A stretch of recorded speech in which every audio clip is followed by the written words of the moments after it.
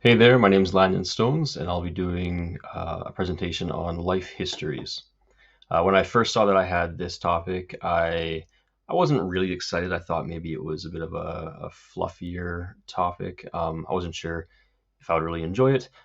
Turns out I actually really enjoyed it. I think it has incredible potential to explore topics that might not get uncovered using other research methods. So here we go. So, what is it?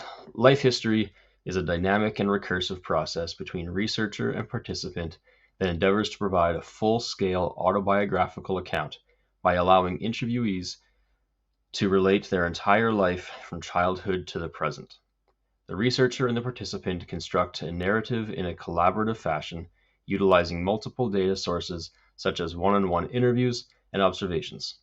A variety of artifacts, whether they are in hard copy, for example, a diary, or digitized emails, may also play a role in data collection and analysis.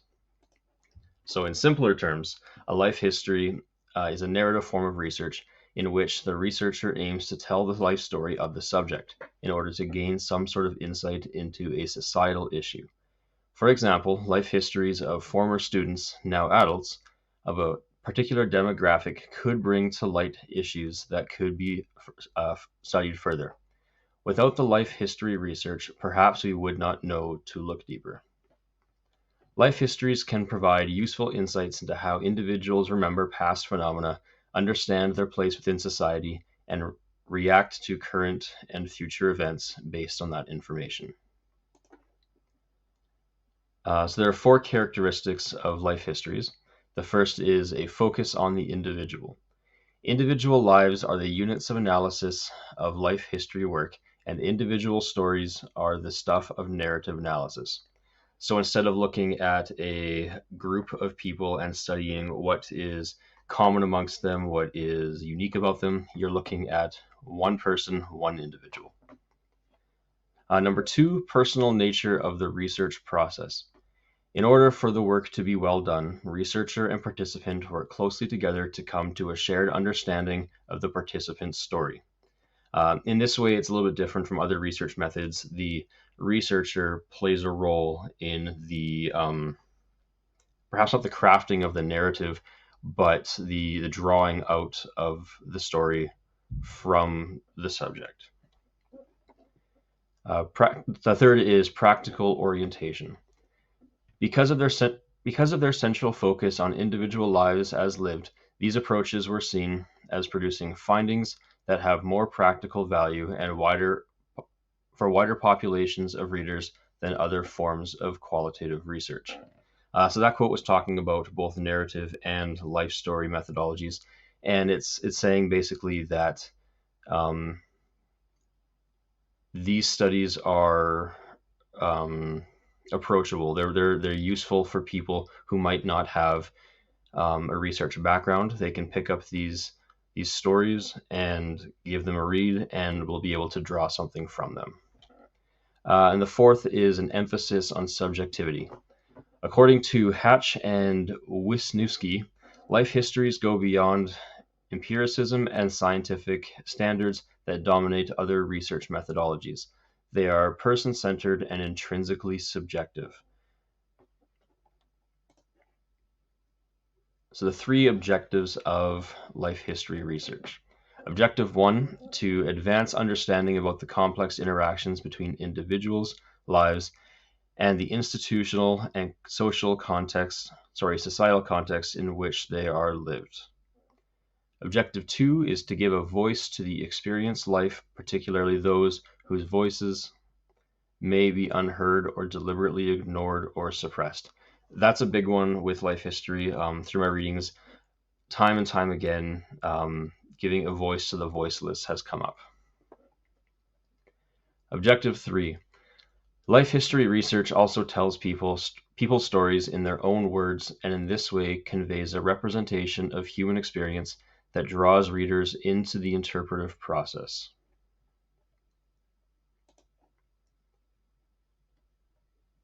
Approaches. Pardon me. The first approach views life history as a portal through which a single individual's understanding of their life experiences can shed light on a larger cultural process or narrative. The portal approach aims to introduce the reader to an issue external to the story. Um, so basically, what it's saying is that through studying one person and their life story, that explains to us or shows us a larger societal problem that perhaps needs addressing.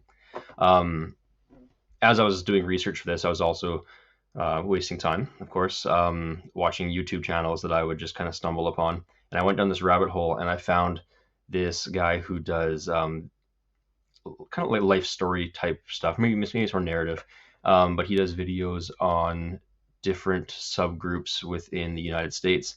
And the video I stumbled upon was the Appalachian Mountains, and he was talking to people who were affected by the drug problems there and the poverty. And through talking to them, that shined a light on the larger fentanyl and drug issue in the area and the United States, and how there's a bigger issue. Um, but he got there through interviewing individuals. Approach number 2. To make up for what can be considered a lack of context coverage in the portal approach, the process approach employs a thick description and emphasizes contextual elements which inform the life history. Under such an approach, the roles of the individuals under study, the life historian, and the reader are each scrutinized in detail. The process approach takes into consideration the way in which the researcher's words shape what the reader understands. And approach number 3. The cultural biography focuses primarily on the evolving relationship between the interviewer and the informant. 2 key distinctions of the cultural biography involve, number 1, the amount of time devoted to the research, which can often involve years, and number 2, the emergent themes develop over time. The time and resources required may be prohibitive for many researchers.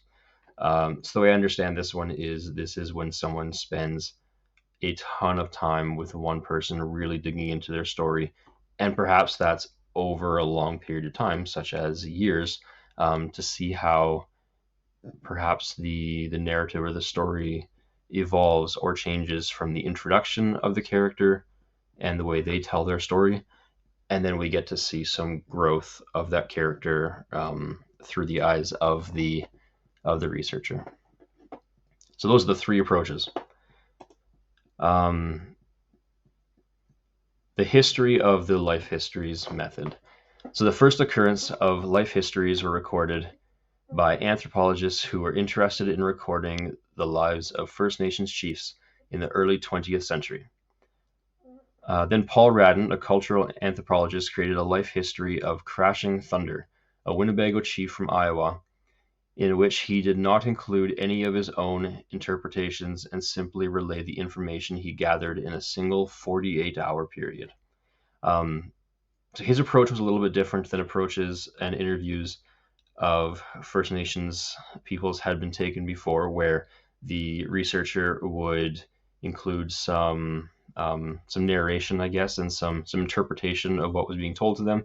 Radden was unique because he didn't add any of his own interpretation, or it wasn't recorded through his lens per se. He tried to be as objective as possible to record Crashing Thunder's subjective experience, if that makes sense. Then the early users of the life history method also included W.I. Thomas and F. Zaniecki in their study of Polish immigrants to America. This led to the University of Chicago and the Chicago School committing to exploring further use of life histories. Over the next several decades, the use of life histories proved to be a valuable tool in telling the stories of societies disenfranchised. From the 1970s to the 1990s, Danielle Berthaud and Paul Thompson, both sociologists from Europe, used life histories in their research on particular groups. Berthaud collected stories of French artisan bakers who, despite the rise of industrial baking, managed to thrive.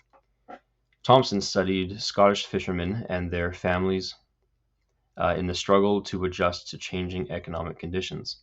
And then together, Berthaud and Thompson gathered in-depth life histories and of individuals who had lived in the Soviet Union under Stalinist rule. According to Berthaud and Thompson, the value of life history resides in the ability to explore unanticipated issues, better understand the relationship between individuals, families, and their communities, and develop a meaningful theory about social mobility, as well as other sociological themes and interests. So, some of the strengths of life histories. There's an incredible flexibility provided to the researcher in terms of the direction of the study. Between the wide open choice of subjects and the ability to pivot and change direction, life history studies can be flexible. Life histories can be easy to read and understand.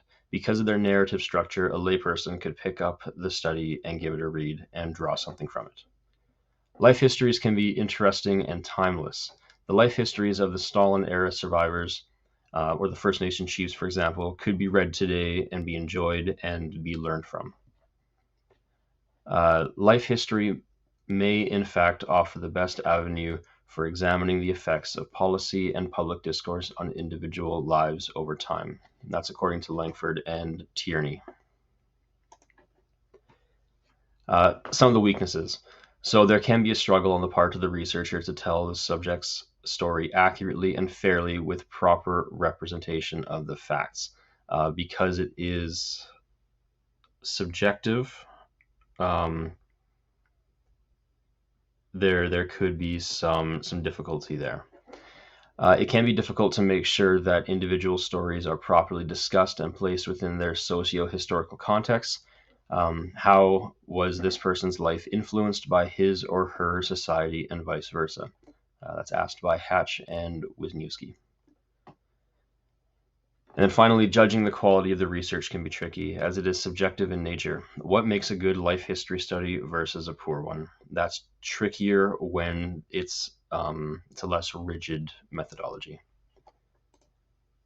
Here's a list of my references. I hope that gives you a beginner idea of what life history is all about, and perhaps you will have the chance to conduct life history studies. It seems pretty cool. It is not what I thought it was when I first saw the name. I think there's incredible potential there.